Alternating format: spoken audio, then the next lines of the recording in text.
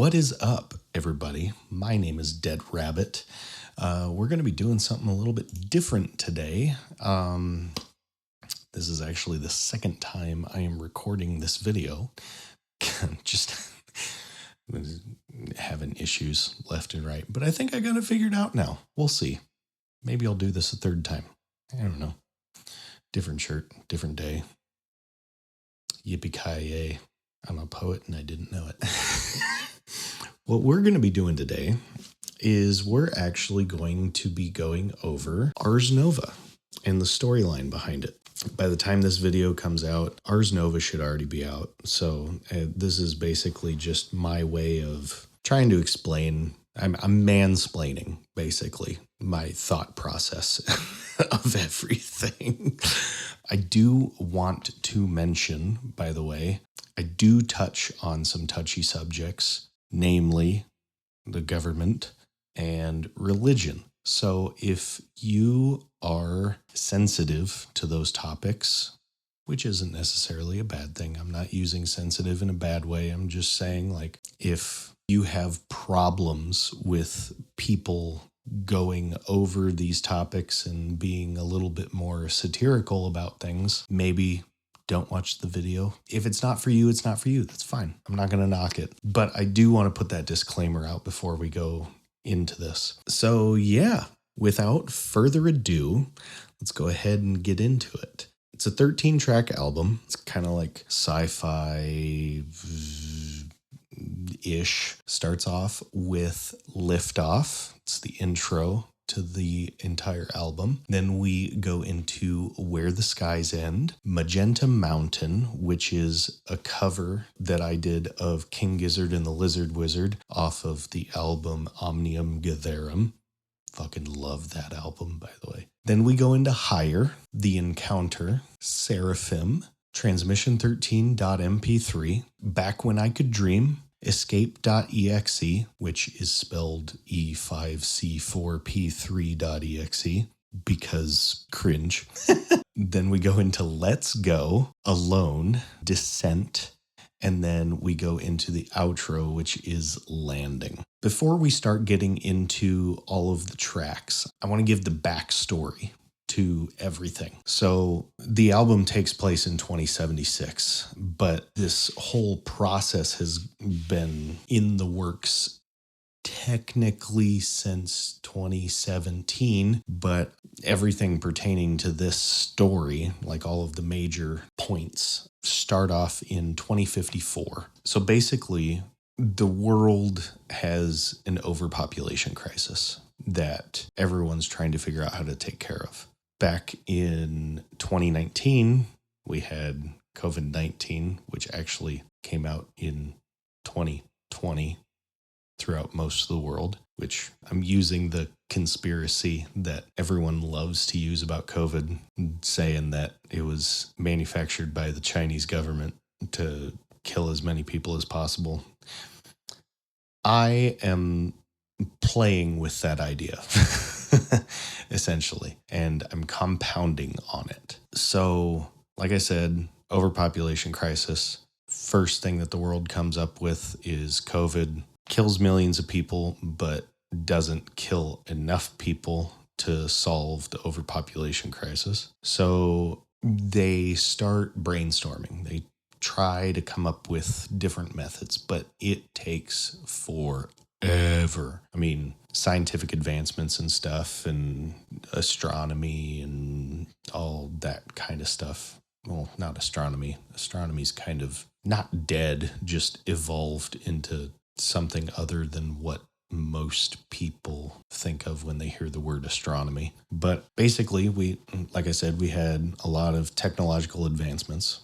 And the first thing that we came up with in 2054 were these high-tech telescopes that could zoom in like really far so we could get ultra detail on faraway planets. One of which that we zoomed in on was Kepler 62F, which, if you are not familiar, Kepler 62F is an Earth-like planet. It's the closest planet in our seeable universe that resembles the ecosystem of Earth, which means it could inhabit life, right? Well, when we zoomed in, we noticed that there was a city, a golden city. And this golden city looked a hell of a lot like the description of heaven from the Bible.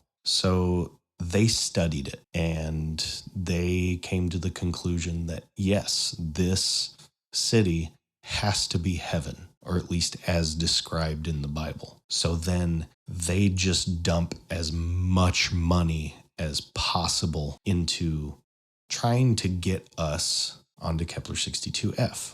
And the whole plan that they came up with was that they were just going to go there and colonize, basically. They were going to create their own village, I guess, their own little plot of land to rekindle the human population. The minor details were kind of figured out later on, but as far as they knew in 2054, we're going to get people onto Kepler 62F and we're going to start a colony.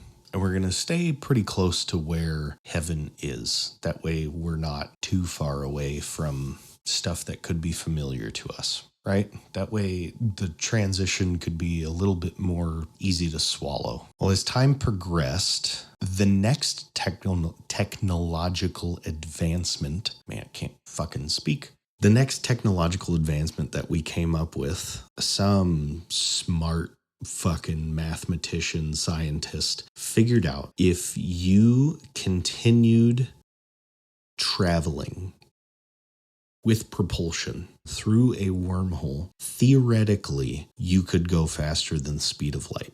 So they did a bunch of math to try and prove it, and they figured out that you could do that. Scientifically speaking, in our actual world, that's not true, or at least I don't think it's true from what little elevated science knowledge I have. I don't think so. But when they did that math, that forced them to come up with a new idea, one involving harnessing the power of a wormhole and using that as means of travel. So they figured out a way to do that. They figured out a way for a spaceship to be able to create its own miniature wormhole and control it somehow. Again, sci-fi. And also, this is all satirical and basically just a fun story that I wanted to come up with. So we're going to run with it, whether it's real or not. They figured out a way to do all that. And then by 2076, they got everything finalized. They got not just a working prototype. They had tested lots of prototypes without humans just to be on the safe side. They did everything remote control for all of their tests, but they had like the final product, and they asked for 14 volunteers from 3 different areas. They needed 4 astronauts, 4 scientists, and 6 military personnel. The military personnel, the way that they explained it to the public was that they were there as pure precautionary action. They weren't there for any ill intent. Like, they weren't planning on anything as far as they told the public. But that's not true. The way that the public understood Project Stargaze was that they were going to have this group of volunteers go out to Kepler 62F, and they were going to start a colonization. They didn't explain the rest, but they made it seem that there was going to be an opportunity for a bunch of people other than these 14 volunteers to be able to go there and live. The true nature of the mission was that these 14 individuals were supposed to go there, start this colonization, but they were the colonization. They had to procreate amongst themselves to rekindle the human race, because otherwise it would be way too expensive to try and send millions of people out to this random planet that we don't know a whole lot about, but we know enough about to have hope. So the next step, if everything went according to plan, was to continue trying to kill as many people on Earth as possible to solve the overpopulation crisis. US government stuff. Tell the public one thing, do that, but also add 17 different twists to it, right? Only the military personnel actually knew the true nature of everything. Even the astronauts and the scientists did not know everything. They were in the same boat as the general public. But the other thing that was a special request from the US president was that these military personnel needed to go up to God, demand their presence, and tell God that he needed to acknowledge them as equals, which of course, that's going to go great, right? Sounds like a perfect plan. So yeah, that's the whole backstory. So starting from the top, liftoff. This is supposed to be from inside the cockpit of the shuttle. These 14 individuals that they got as volunteers, like I said, 4 astronauts, 4 scientists, 6 military personnel. All of the volunteers are between the ages of 18 and 23.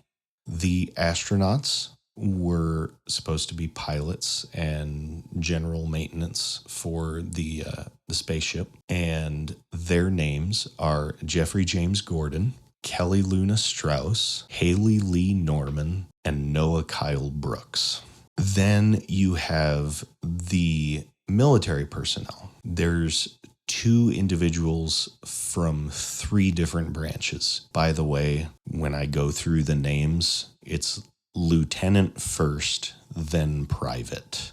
For the Army, we have Colton James Whitman and Mandy Faye Lindemann. For the Marines, we have Xander Joseph Fowle and Caden Gerald Freeman. For the Air Force, we have Jacqueline Rhea Brown and Cameron Wayne Doris. All 3 branches were meant to be basically general security, just in case if when they get to Kepler 62F, if shit goes sideways, they're supposed to be the backbone. The Air Force, though, had the added responsibility of being backup pilots in case if anything happened to the astronauts. They were also trained on how to run the ship. Then for the scientists, we have Angel Whitney Nicholson, Morgan Moses Timothy Johnson, Coco Marie Friedman,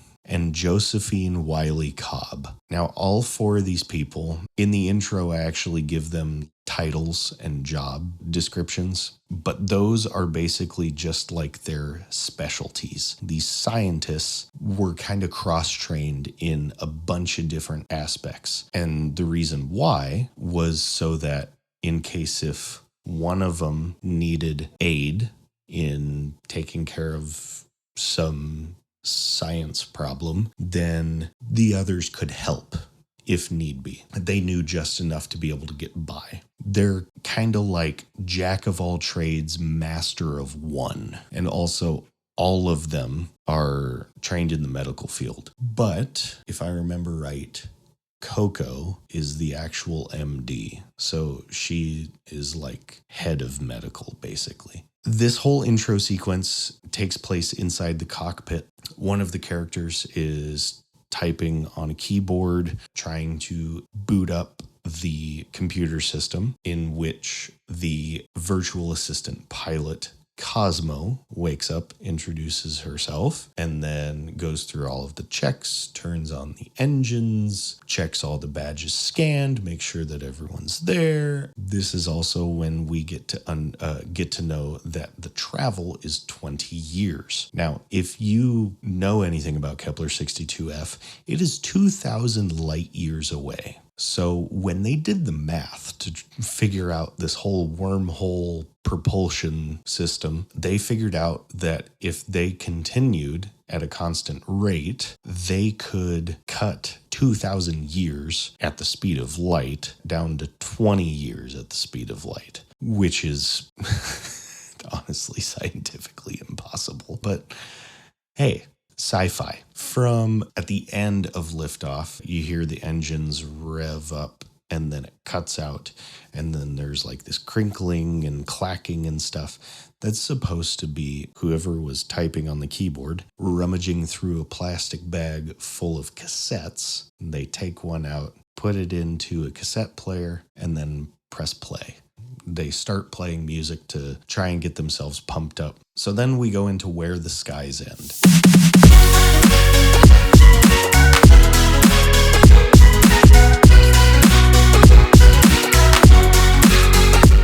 At this point, they have just left. Exiting the stratosphere, they are excited. They're just having the time of their lives. Of course, they're calm and collected.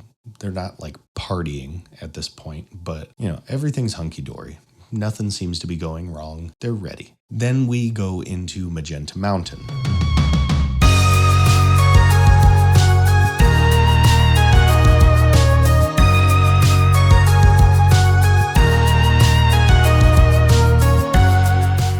By this point, we are somewhere between 5 and 10 years into the travel. And this is kind of a point where everyone starts hallucinating and kind of getting stir crazy. They've been in this ship for so long that every time that they look out the window, they think they see Kepler 62F, and they're like, "Oh, we need to go. We're here. We're here already." But wait, it's only been 7 years. That can't be right. So if you listen to the lyrics of Magenta Mountain, it's talking about this person dreaming of Magenta Mountain. They believe that it's a real place and they're going to prove everybody wrong. And then at the very end, Magenta Mountain shows up and says, "I am the mountain of which you dream," stuff like that. So they're just crazy. Like I said, they're hallucinating. Then we go into Higher.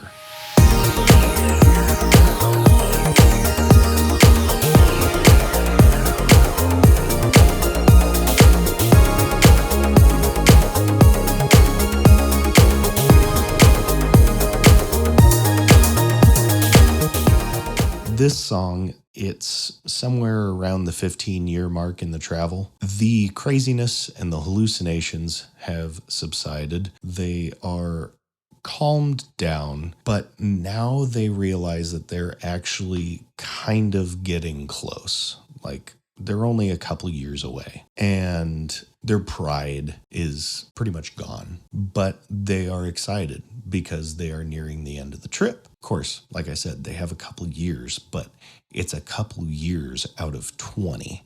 So they're almost there, and they know it. Then we go into The Encounter.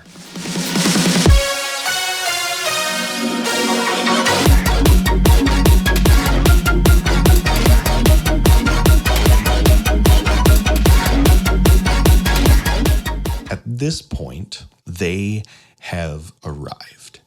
They are approaching Kepler 62F. They see the Golden City. They're excited.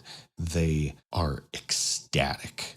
They land, and then Xander stops everyone, and he's like, "Hey, before we start setting up this colonization, we have one thing that we need to do. Let's go take care of it." So they start walking towards the Temple of God. They walk up to the gates, and there's this creature. They don't know exactly what it is, but it's standing guard at the gates. And they kind of go out on a limb, and they just start talking. They're like, "Hey, this is what we're here to do. We know that God is inside. We need to talk with him. We're his creation, but we figured out how to get here. And we believe that deserves his audience, and that deserves his recognition." Xander is very demanding at this point. He's boastful. He's prideful. He's bullheaded like a Marine.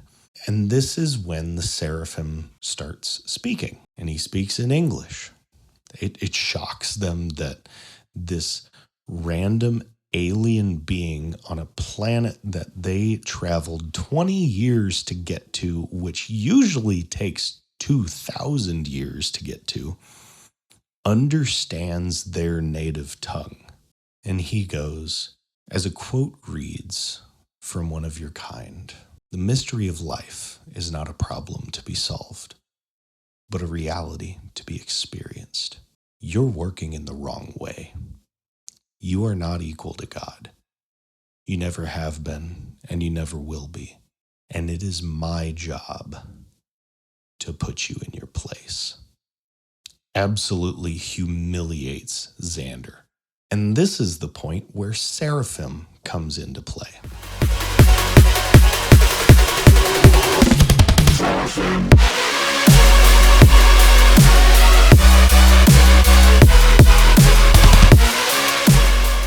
Because this creature is a seraphim. I can't remember the exact order of God's angels and like the hierarchy and stuff. I know that the top two are Nephilim and Seraphim. I believe that Nephilim is at the very top. The Seraphim is a second place angel. But he just absolutely starts wrecking house. And he starts attacking and decimating people. And somewhere along the line of this battle, as all of the military personnel are valiantly trying to combat with an angel, Colton finds a window to be able to rush back to the ship. And he creates Transmission 13. Transmission 13 is supposed to be an interlude. Colton is confused. He doesn't understand anything of what's going on because the last 5 minutes have just been absolute chaos. A random creature that he doesn't know what it is speaks his native tongue and then just starts fucking everyone. Like absolutely demolishing everyone, just killing as many of the members as possible. And he gets hot-headed about it. "You sent us on a death mission. We are dead because of you. People are dying outside right now, and I have to send this transmission right now." Stuff like that. But then at the very end, he makes the call that their new objective is to abort the original mission and find a window to escape. And it's at this point where he gets up out of his chair, leaves the recording running, just war screams into the stratosphere, and goes almost not instantly. He fights for a little while, but he fights to his death. And this is where Back When I Could Dream comes into play.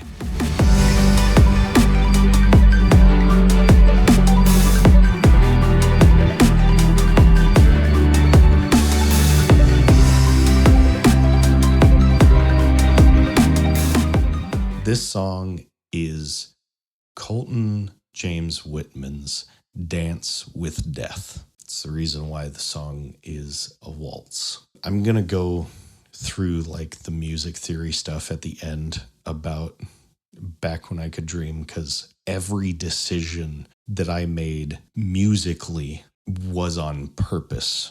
Back When I Could Dream, like I said, it's a dance with death, and it's his fall to hell and all of that lovely stuff. But as he is dying, the remaining few find their window to escape.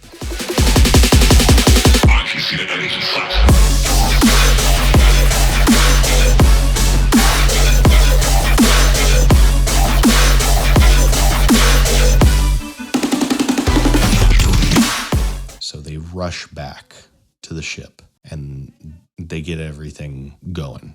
So escape.exe is supposed to be hectic. The Seraphim is continuing to attack.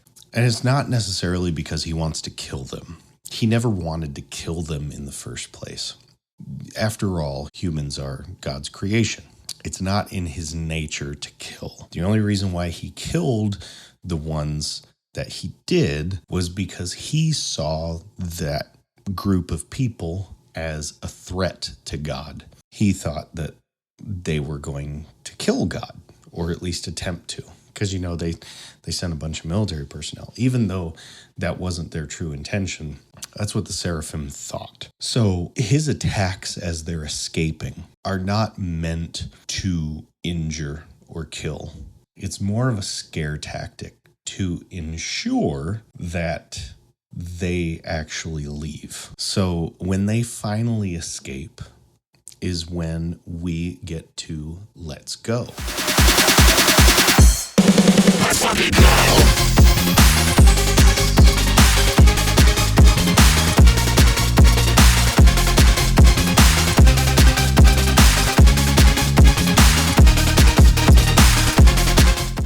Now, this song is another one that I intentionally wrote in a specific way, and I'll explain that at the end. But basically, Let's Go is just a party song. Like, they are absolutely having the time of their lives until the very end, when all of that adrenaline abruptly ends and the reality of everything starts to set in. All of the friends that they've lost, and how now there is only 7 that remain out of the 14. That number kind of weighs on them a little bit.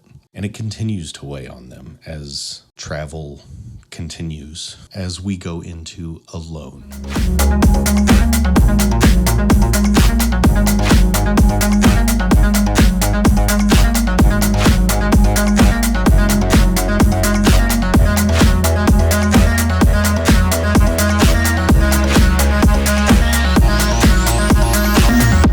Now, this song, while it is a progressive house track, it is not meant to be fun. They are very confused. They don't understand why they were the ones that survived. But they also have a lot of sorrow and a lot of guilt. And they don't really know how to handle everything. This is about between the 5th and 15th year of the return travel back to Earth. Hence the reason why it's 10 minutes long, 1 minute for each year. But also, at this point, only 5 of the remaining 7 are left. The other 2, one of them died from basically space fatigue, and the other one unalived himself or herself. Like I said, I only came up with the bare bones of the story because it's electronic music. It doesn't need to have all of the specifics figured out, just the broad strokes. But anyways, as that 15th year comes to a close and they're finally approaching Earth, this is when we get Descent.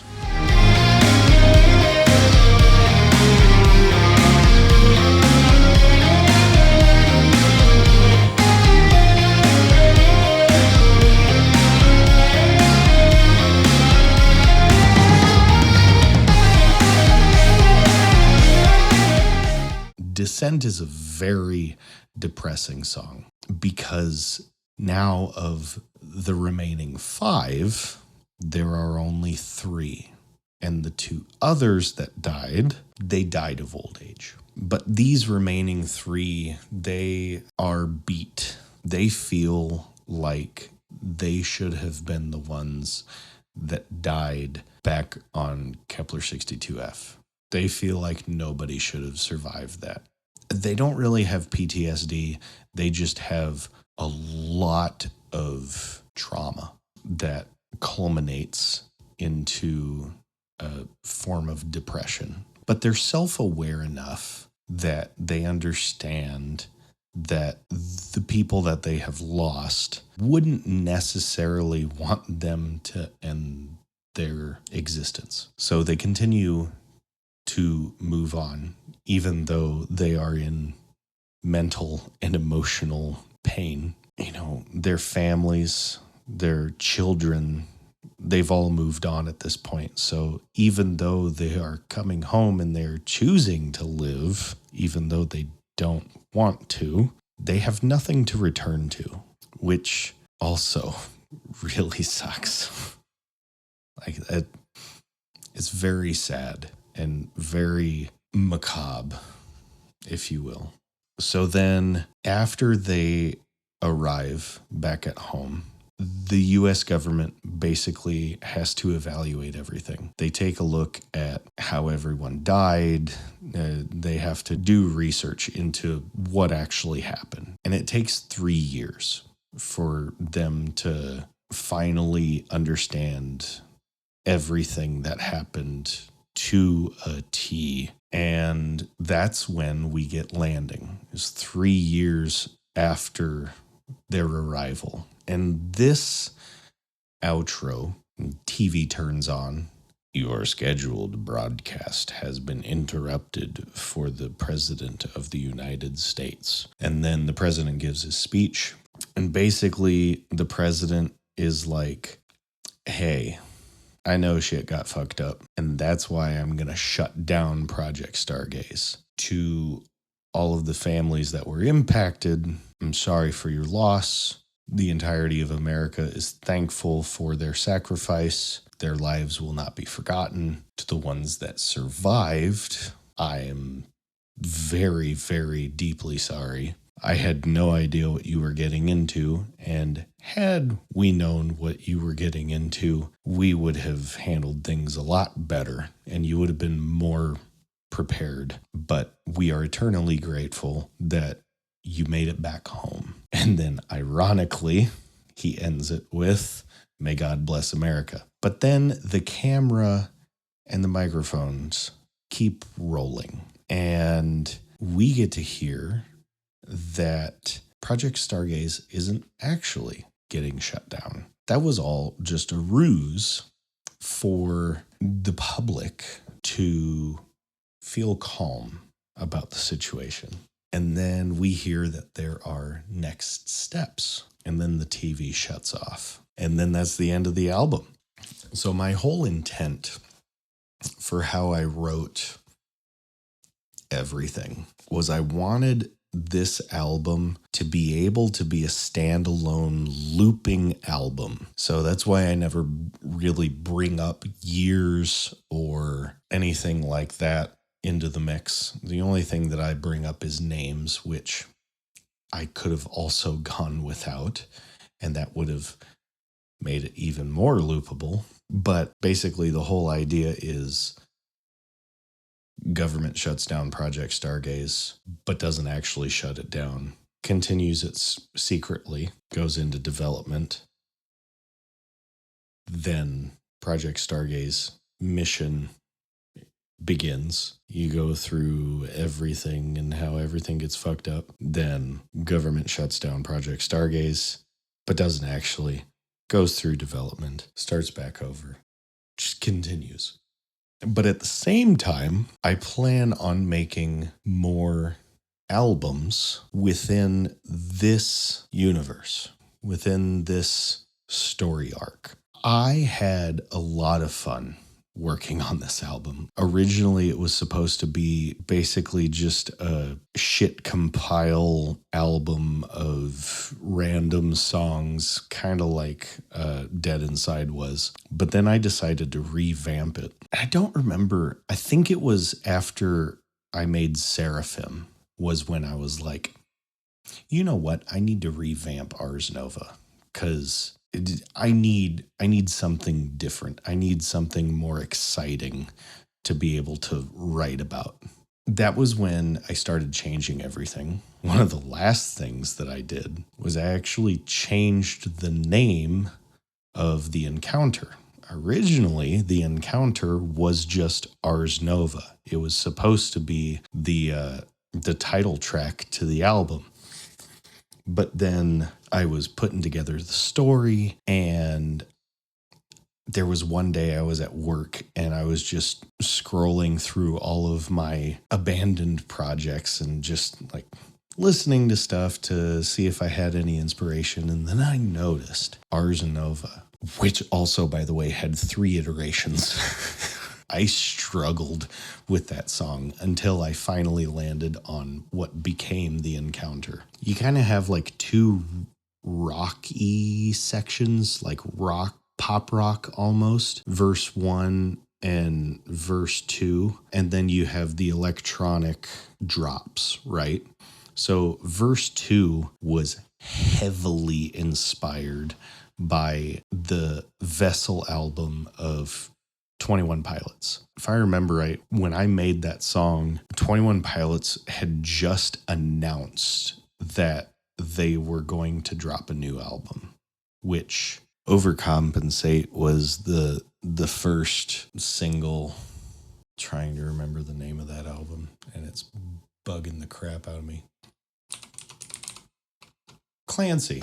God, why didn't I think of that? I'm such a big fan of them too. So yeah, when Clancy was first announced that it was going to come out and they dropped Overcompensate, I really started like diving into their discography, and I really connected with Vessel, which Vessel hasn't always been one of my favorite albums, but now it is. If I remember right, that second verse was actually inspired by Guns for Hands, I think. I can't remember. But yeah, so that's a little backstory for The Encounter. Next up, Back When I Could Dream. Every little bit of that song was meticulously crafted with the intent of it being a dance with death. Like I said, it's the reason why it's a waltz. The other thing, the entire song structure was heavily inspired by Cloud Collapse by Andrew Wong. Andrew, if for some reason this video finds your eyeballs, thank you very much. Cloud Collapse was and still is just an absolute banger of a track. And I love that it's freeform. I hope you don't mind that I borrowed / half-assed stole and altered the song structure. I swear to God, that's the only thing that I did, though. I didn't take anything from Cloud Collapse. I promise. Like, no audio or anything. I just wanted the song structure to be an inspiration, a jumping point, a platform for me to work off of. So we go verse 1, break, verse 2, then we go into a Baroque section, and then we have this weird descending section that also has spoken word poetry in it, which is supposed to be from the perspective of Colton's subconscious. And then that breaks into verse 3 before we get the outro. So the song is in G major most of the time. So we start off in G major for verse 1, break, verse 2. And then when we hit the Baroque section, we go into E minor, which is relative minor, but it also allows our ears to get more used to a minor sound, because what follows is in G minor. So started off in G major, go to E minor, then we go up a minor third to G minor. And then there's this really weird descending pattern that goes up a tritone with a diminished chord, then back down a perfect fifth with a minor chord, then up a tritone with a diminished chord, then down a perfect fifth with a minor chord. And we just keep doing that until we hit B flat diminished at the very end. Now, since B flat is in G minor, and since our ears are already kind of used to this very odd and disorienting, but also dreamy and like existential sounding chord progression, even though it's diminished, just that move from B flat diminished to G minor feels kind of natural for some reason. I guess it's because you keep the B flat, then you move the C sharp to D. Yes, I called that C sharp. I have spatial synesthesia, by the way. When I look at a piano, I see triangles, and those triangles force me to call certain keys certain things. So please bear with me. I understand that it's all based on context, but my brain doesn't work like that. I apologize. Please deal with my stupidity and bullheadedness. But yeah, so you keep the B flat. The C sharp goes up to D, and then we have an E, and that just kind of jumps up to G, I guess. I don't know. For some reason, it feels natural, or somewhat natural. And we continue going through this pattern 3 times. Then on the 4th time, I think it's 3 times, and then the 4th. The 4th time, before we get to B flat diminished, we stop at E minor, and then we immediately jump back into G major. Now, the reason why I did this is because even though he is falling into the depths of hell and he's continuing down his death, there's kind of like a ray of hope, because he understands that his death was not in vain. He sacrificed himself so that the others could escape. Like, even though he didn't survive, and he kind of knew that he wouldn't survive, he did it for them. So he fought valiantly, and he died a very noble death, and he's okay with that. He's come to terms with it. And because he's come to terms with it, then we return back to the verse structure. But then he keeps falling, and he doesn't feel like he's actually going to hit anything. So to signify that he's falling instead of going down, I wanted to increase the tension. So I actually go up chromatically.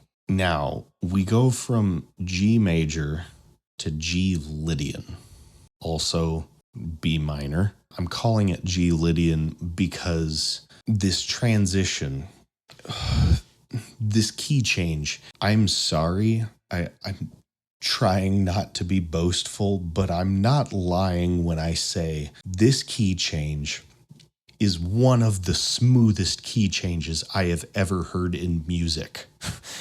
Period. And I don't know how I made it work so well. I'm honestly kind of like proud of myself, like not in a boastful way, but like I'm happy that I was able to come up with something like that. So we go from G major to G Lydian, right? Now, if you think about the key differences between G major and G Lydian, there's only one note, C and C sharp. The second chord of G major, G Ionian, would be an A minor chord. The second chord of G Lydian would be G major, but they both have B minor. So I can use that to my advantage.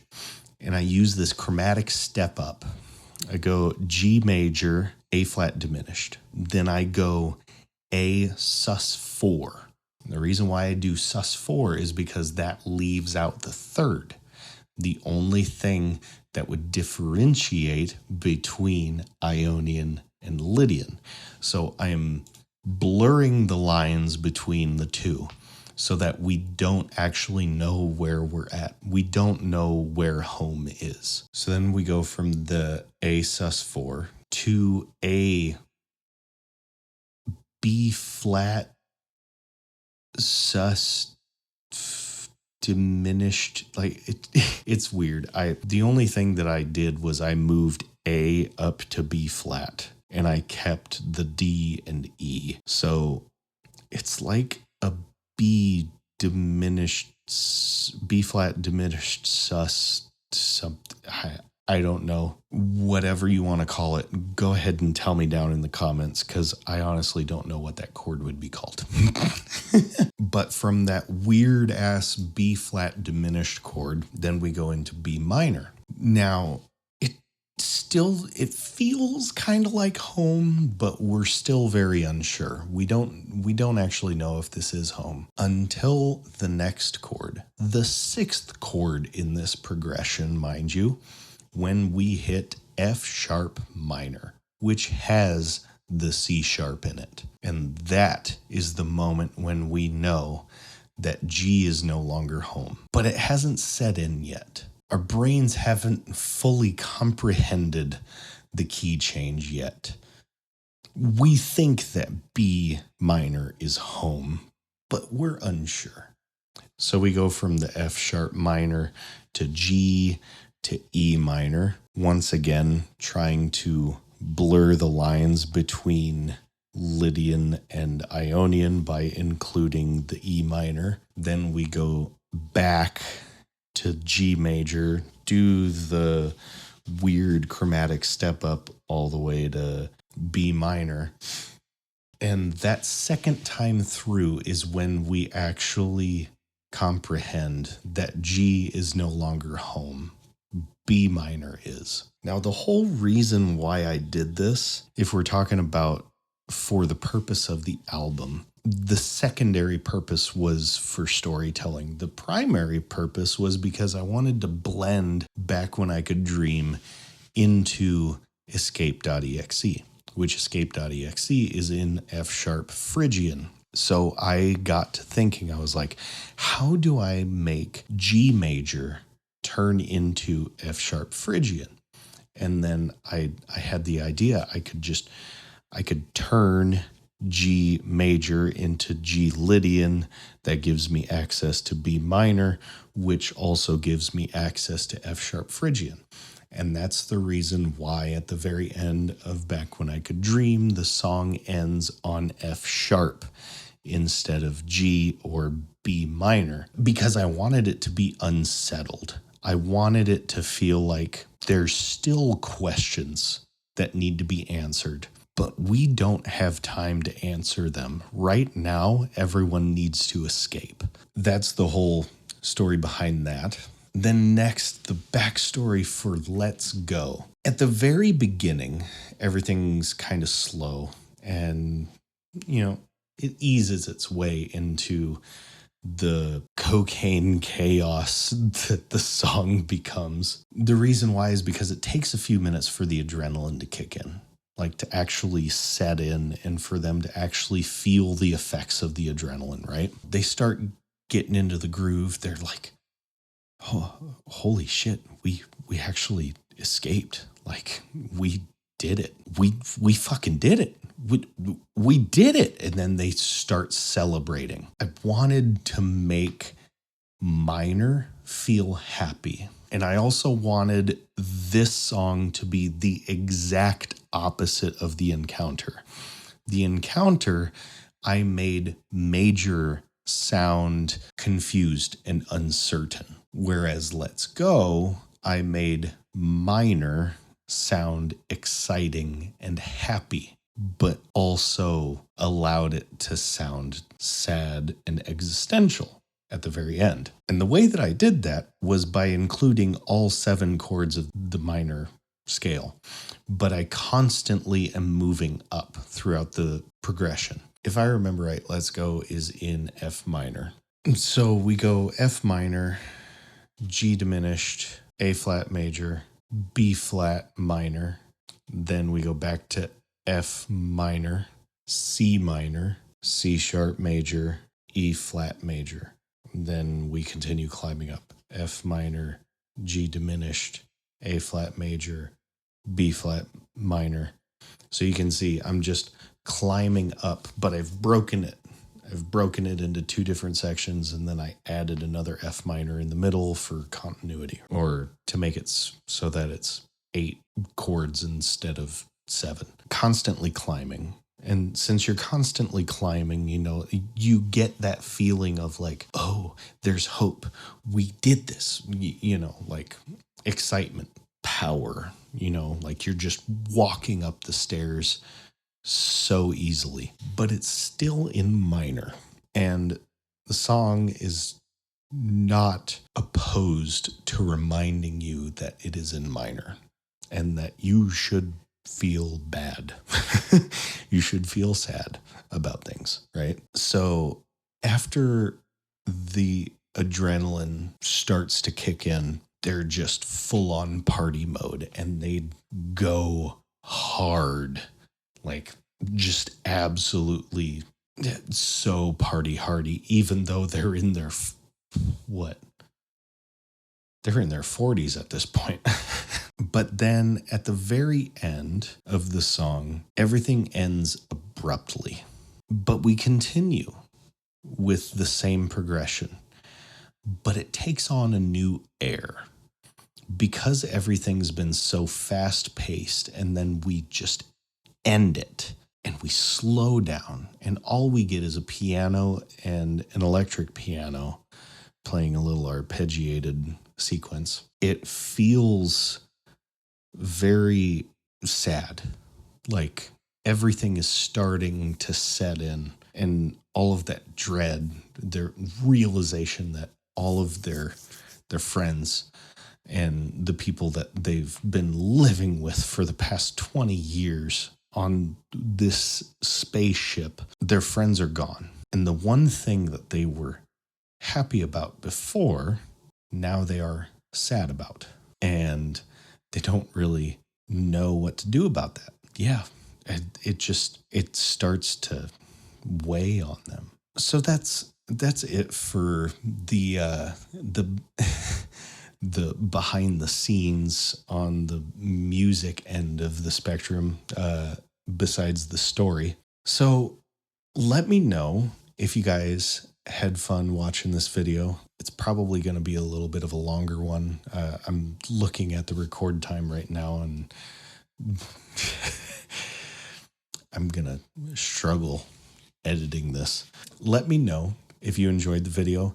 If you have any suggestions that you want me to do, Dance Monkey Dance, go ahead and tell me what dance moves you want me to do for video. Not really dance moves, you know what I mean, as far as like production and stuff. And I will take your ideas into consideration. Who knows, maybe I'll do what you suggested. So yeah, thank you all for watching this video.